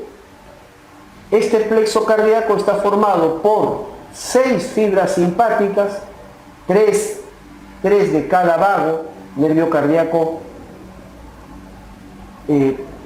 correcto, cardíaco superior, medio inferior, y 6 fibras parasimpáticas, correcto, cardíaco, vagal superior, medio inferior. ¿Ok? Simple. Muy bien. Del plexo cardíaco anterior superficial se forman los nervios cardíacos superior izquierdo, medio izquierdo y vagal inferior izquierdo. Y los demás, el plexo cardíaco profundo. No se compliquen la vida. Muy bien, ya sabemos que esto se encarga del aumento de la frecuencia y fuerza de contracción cardíaca. Ahí está, plexo cardíaco anterior y posterior. Muy bien, simple. Y que se van a juntar debajo del callado aórtico en un ganglio, que es el ganglio subaórtico de Greisberg, del cual se van a originar fibras que viajan por el resto de la aorta, por el tronco pulmonar, por las aurículas derecha e izquierda y las arterias coronarias. ¿Correcto? Y al nódulo sinusal. Muy bien. Vascularización, irrigación del corazón. El corazón está irrigado por las dos arterias coronarias, que nacen las dos de la primera porción de la aorta. Acá vemos la primera porción de la aorta. ¿Se acuerdan los senos de Valsalva? Seno de Valsalva anterior derecho y anterior izquierdo, ahí estaban los ostium coronarios, los orificios de las arterias coronarias. De ahí nacen las coronarias. Derecha, izquierda. La arteria coronaria derecha es más larga y más delgada que la arteria coronaria izquierda. ¿Ven ustedes? La coronaria derecha es más larga y más delgada. Recorre por el surco auriculoventricular derecho. Por la cara anterior, da la vuelta y va por la cara posterior. ¿Ok? Bueno. ¿Qué ramas da la arteria coronaria derecha? Da la arteria del cono arterioso. Da la arteria del nodo sinusal, aquí está, la arteria del nodo sinusal, en el 55 a 60% de los casos. Es decir, en la mayoría de los casos, con mayor frecuencia, la arteria del nódulo sinusal es rama de la coronaria derecha. Luego tenemos la arteria de la orejuela derecha. ¿Correcto? Luego la arteria esta que baja por acá, la arteria aguda o marginal derecha. Luego, ahora sí, damos la vuelta, la coronaria derecha, la marginal derecha o aguda, y la coronaria derecha termina dando una rama terminal que vemos acá, una rama terminal, y esta arteria, la interventricular posterior. La interventricular posterior, o llamada también descendente posterior, nace en la gran mayoría de los casos, 80-85% de la coronaria derecha. ¿Correcto? Y de esta interventricular posterior, nace la arteria septal interatrial, es decir, la arteria que se va a meter al tabique interauricular y que va a irrigar al nódulo auriculoventricular. Y las septales interventriculares posteriores irrigan el tercio posterior del tabique interventricular. Bien, nada más. Esas son las ramas de la coronaria derecha. Ahora hablemos de la coronaria izquierda, mucho más corta, pero más gruesa, más ancha que la coronaria derecha. Tiene una longitud de 5 a 20 milímetros, es decir, de medio centímetro a 2 centímetros, y un calibre de 4 a 5 milímetros. Recorre brevemente el surco auriculoventricular izquierdo por detrás del tronco pulmonar y rápidamente se divide, se bifurca en dos ramas. ¿Cuáles son las dos ramas clásicas de la coronaria izquierda? Una, la arteria interventricular anterior o descendente anterior, y la otra, la arteria circunfleja del corazón, la arteria circunfleja cardíaca. Estas dos nacen de la coronaria izquierda, interventricular anterior y circunfleja cardíaca o del corazón, son ramas de la coronaria izquierda. Ahí está. De la interventricular o descendente anterior sale la arteria del cono arterioso. ¿Correcto? Las arterias ventriculares derechas, arterias ventriculares izquierdas, estas son las arterias diagonales, son las ventriculares izquierdas. Luego, arterias para el tabique interventricular anterior, interventricular narrow, que irrigan los 2 tercios anteriores del tabique. Y por último, la arteria del ápex, la arteria de la punta del corazón. Nace de la descendente anterior, que es rama de la coronaria izquierda. Y la circunfleja cardíaca, ¿correcto? De donde salen las arterias obtusas o marginales izquierdas, en un 40-45% de los casos puede dar la arteria del nódulo sinusal y en un 15-20% puede dar la interventricular posterior. Entonces, aquí lo veo por detrás. Bien, lo mismo.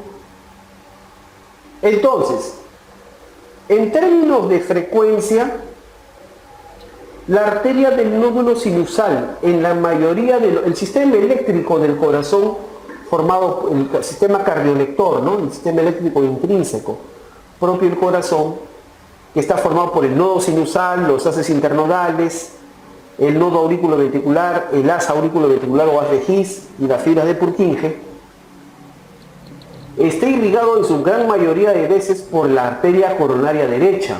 El nódulo sinusal está irrigado principalmente por la coronaria derecha, igual el haz de His, todo lo demás.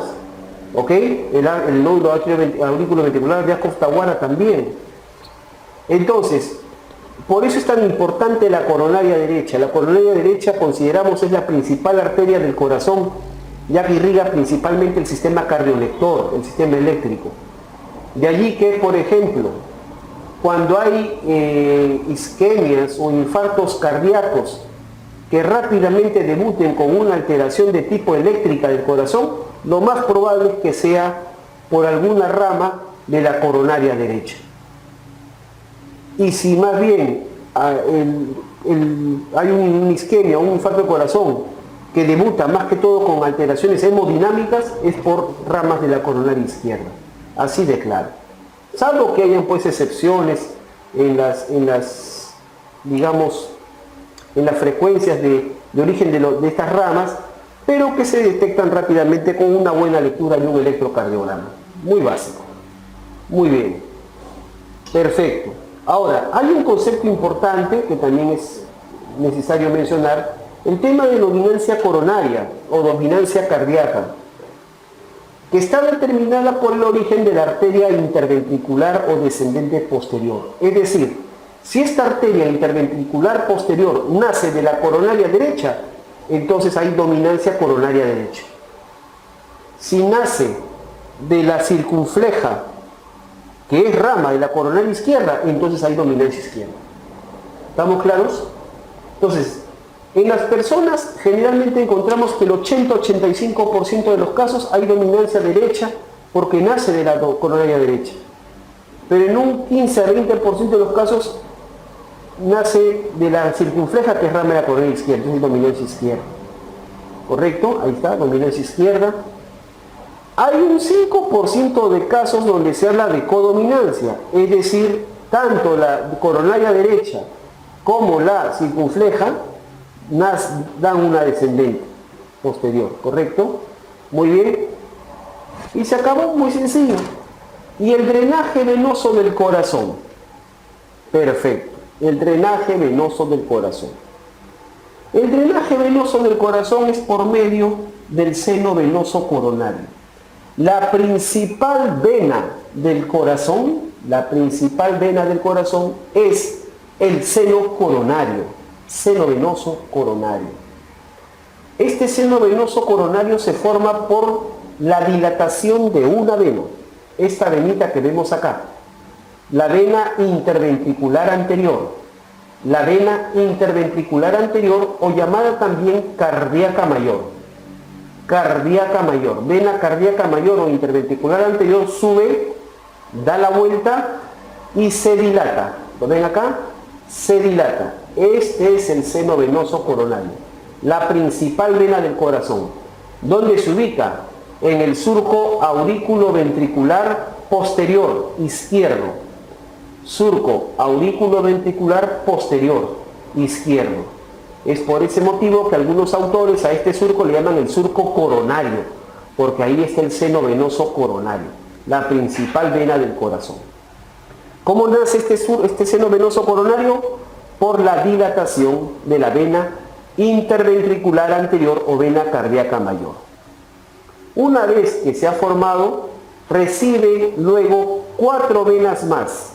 En orden, la primera vena tributaria es la vena oblicua de la aurícula izquierda, vena oblicua de la aurícula izquierda o vena de Marshall. La segunda, la vena posterior del ventrículo izquierdo. La tercera, la vena interventricular posterior o llamada cardíaca media. Y la última, la vena marginal derecha o vena cardíaca menor o vena de Galeno, ¿correcto? Esas son las 4 tributarias, pero la conformante era la cardíaca mayor o interventricular anterior. Y finalmente, este seno venoso coronario desemboca en el piso de la aurícula derecha. Bien, es todo por esta clase. Gracias, muy amable.